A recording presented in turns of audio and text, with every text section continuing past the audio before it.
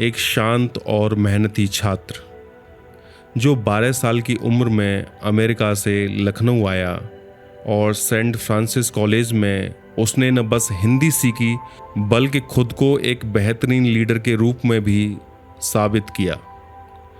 आज वही छात्र करोड़ों क्रिएटर्स की आवाज़ और दुनिया के सबसे बड़े वीडियो प्लेटफॉर्म YouTube के CEO हैं और उनका नाम है नील मोहन। नील मोहन की कहानी लखनऊ की गलियों से शुरू होकर YouTube के शीट्स तक पहुंचने की है। एक ऐसा सफ़र जो मेहनत, समझदारी और सादगी से बना हुआ है। नमस्कार, मैं हूं अमर फौजदार। स्वागत है आपका अमरनामा में। नील मोहन का जन्म 14 जुलाई 1973 को अमेरिका के लाफायेट, इंडियाना में हुआ था।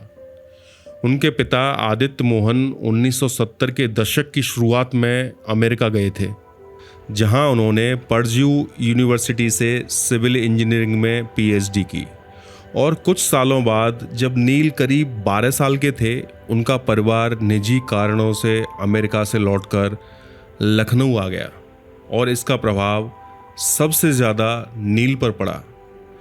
और साल 1985 में नील का दाखिला लखनऊ के सेंट फ्रांसिस कॉलेज में कक्षा 7 में हुआ। शुरुआत में उन्हें हिंदी नहीं आती थी, लेकिन जल्द ही उन्होंने न केवल इस नई भाषा में सहजता पाई बल्कि पढ़ाई में भी शानदार प्रदर्शन किया।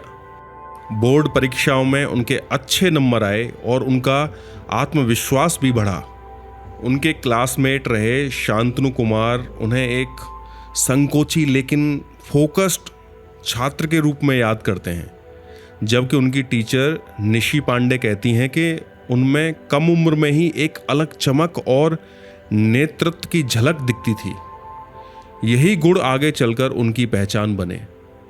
लखनऊ में बिताए गए वो साल नील के लिए सिर्फ पढ़ाई लिखाई के साल नहीं थे, बल्कि वो कल्चरल आइडेंटिटी, इंडिपेंडेंस और लीडरशिप के गुणों के निर्माण का दौर था। यहीं उन्होंने इंडियन कल्चर को नज़दीक से जाना और समझा, जो आगे चलकर उनकी सोच और दृष्टिकोण में गहराई लेकर आई। 1991 में स्कूल खत्म करने के बाद नील फिर से अमेरिका लौटे और स्टैनफोर्ड यूनिवर्सिटी में इलेक्ट्रिकल इंजीनियरिंग की पढ़ाई की। साल 1996 में अपनी पढ़ाई पूरी करने के बाद नील मोहन ने अपने करियर की शुरुआत एक सीनियर एनालिस्ट के रूप में एसेंचर से की। यह उनकी ज़िंदगी का पहला प्रोफेशनल एक्सपीरियंस था।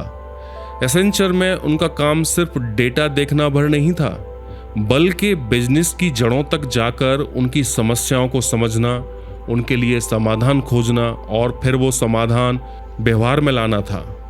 क्लाइंट्स के साथ बातचीत, उनकी ज़रूरतों को समझना और टीम के साथ मिलकर प्रोजेक्ट्स को सफल बनाना, इन सभी ने नील को एक परिपक्व और व्यवहारिक सोच वाला प्रोफेशनल बनाया। हालांकि उन्होंने यहाँ सिर्फ 1 साल से थोड़ा ज़्यादा काम किया, लेकिन यही अनुभव उन्हें अगली मंजिल की ओर ले गया। नील की दिलचस्पी तकनीक और नए आइडियाज़ में थी, इसलिए उन्होंने नेट ग्रेविटी नाम की एक इंटरनेट एडवर्टाइजिंग कंपनी ज्वाइन की। जब यह कंपनी डबल क्लिक द्वारा खरीदी गई तो नील ने वहीं काम जारी रखा और कंपनी को .com क्रैश जैसे मुश्किल दौर से बाहर निकालने में अहम भूमिका निभाई। दरअसल .com क्रैश 1990 के दशक के अंत में आया एक उबाल था, जिसने इंटरनेट कंपनियों को लेकर दुनिया भर में जबरदस्त जोश भर दिया। बिना मुनाफे वाले स्टार्टअप्स को भी करोड़ों का निवेश मिलने लगा, लेकिन मार्च 2000 में यह सिलसिला रुका और शेयर बाजार मुंह के बल आ गिरा और सैकड़ों कंपनियां रातों रात डूब गईं। लेकिन नील ने इस दौर से डबल क्लिक को सफलतापूर्वक बाहर निकाला। 2007 में गूगल ने डबल क्लिक को खरीद लिया और नील गूगल का हिस्सा बन गए। यहीं उनकी मुलाकात यूट्यूब की लीडर सुसन वोजस्की से हुई। नील मोहन और सुसन का साथ सिर्फ ऑफिस की दीवारों तक सीमित नहीं था, बल्कि ये एक ऐसा पेशेवर रिश्ता था जिसने यूट्यूब की दिशा को तय किया। जब सुसन ने यूट्यूब की बागडोर संभाली तब नील उनके सबसे भरोसेमंद सहयोगी बनकर सामने आए। 2015 में वे यूट्यूब के चीफ प्रोडक्ट ऑफिसर बने और सुसन के साथ कंधे से कंधा मिलाकर काम करने लगे। टिकटॉक जैसी उभरती चुनौतियों से निपटना हो या यूट्यूब शॉर्ट्स जैसा नया इनोवेशन लाना, नील ने हमेशा नए रास्ते खोजे। दोनों ने मिलकर क्रिएटर्स के लिए यूट्यूब पार्टनर प्रोग्राम जैसे इनिशिएटिव्स को मजबूती दी, जिससे लाखों लोग यूट्यूब को सिर्फ एक मंच नहीं बल्कि एक करियर के रूप में देखने लगे। और इसी की बदौलत 2022 में यूट्यूब ने लगभग 29 अरब डॉलर की विज्ञापन कमाई की और यूट्यूब म्यूजिक व यूट्यूब प्रीमियम जैसी सेवाओं के लिए इसके 80 मिलियन से ज़्यादा पेड सब्सक्राइबर्स थे।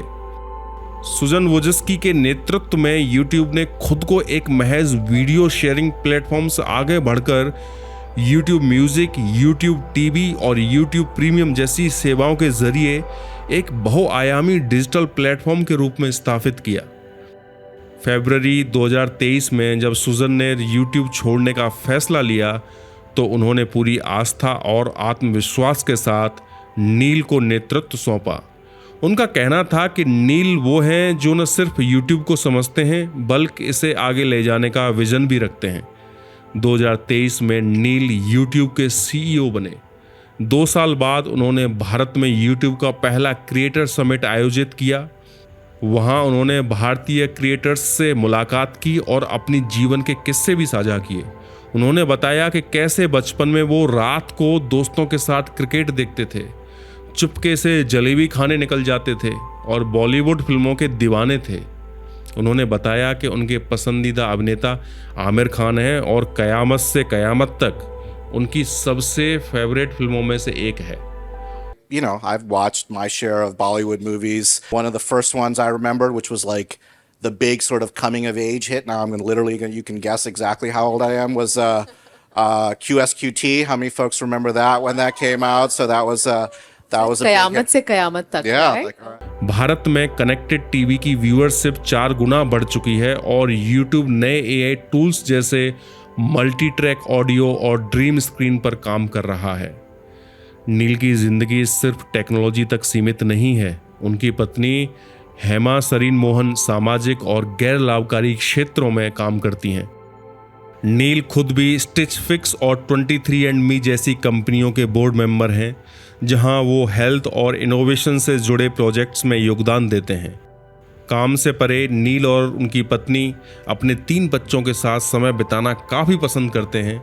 नील अपने बच्चों को पूरी आज़ादी से जीने की सलाह देते हैं, साथ ही उन्हें भारतीय संस्कारों और मूल्यों की शिक्षा भी देते हैं। नील मोहन की कहानी सिर्फ एक कामयाब सीईओ बनने की नहीं है, बल्कि एक ऐसे इंसान की है जिसने 2 अलग अलग संस्कृतियों को अपनाया और अपनी सोच से दुनिया के सबसे बड़े वीडियो प्लेटफॉर्म को एक नई दिशा दी। नील मानते हैं कि असली ताकत तकनीक में नहीं बल्कि लोगों के बीच बनने वाले रिश्तों में होती है। उनका सफ़र हमें सिखाता है कि अगर हम अपनी जड़ों से जुड़े रहें और दिल से मेहनत करें तो कोई भी सपना पूरा हो सकता है। मैं आशा करता हूं कि इस कहानी से जो सीख हमें मिली है उसे हम अपने जीवन में अपनाएंगे और तरक्की करेंगे। आपने इस कहानी को इतने प्यार से सुना, उसके लिए बहुत बहुत शुक्रिया।